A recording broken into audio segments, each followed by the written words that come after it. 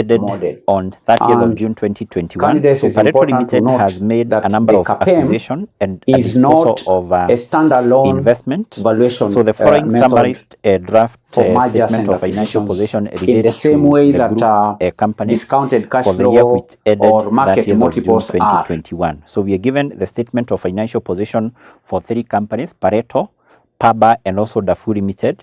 Non-current assets include property, plant, and equipment. Then we have investment in Paba, investment in Dafu. We have financial assets, and then we have the current assets. We have the total assets.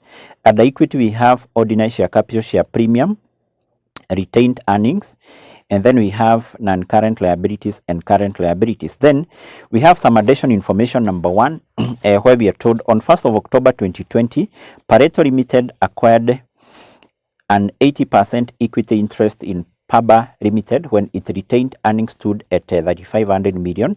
The purchase consideration comprised of 1,250 million of Pareto Limited shares with a nominal value of shillings 1 each and a market price of 6.8 each. At the acquisition of Paba Limited, the only adjustment required for to the identifiable net asset of Paba was for land which had a carrying amount of 625 million less than its fair value.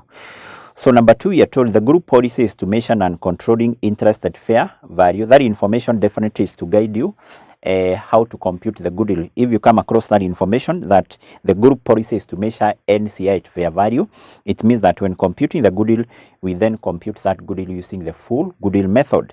And then you're told at the date of acquisition of Paba Limited, the non-controlling interest had a fair value of 21.25 million. Number 3, Pareto Limited had acquired 100% equity interest in Dafu a number of years ago when it retained earnings amounted to 1750 million. At acquisition, the fair value of identifiable net asset of Dafu approximated their carrying values. The purchase consideration comprised cash amounting to shillings 5750 million.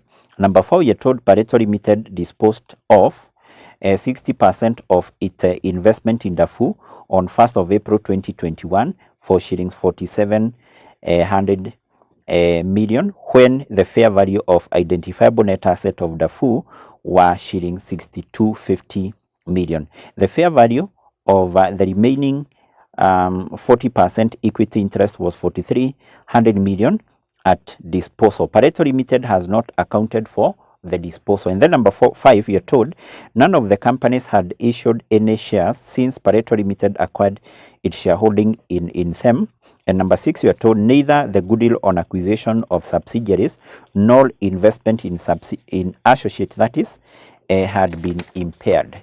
So from that information, what we are required to do, number 1, is we compute the goodwill arising on acquisition of the investment in the subsidiaries. Number 2, to compute the gain or loss arising on disposal of the investment in Dafu as reported, Roman 1, the individual financial statement of Pareto, Roman 2, consolidated statement of profit or loss, and finally part C of that question, we are required to prepare the consolidated statement of financial position as at 30th of June 2021. So these are questions for group account, and as usual, what we need to do first of all is to come up with a group structure.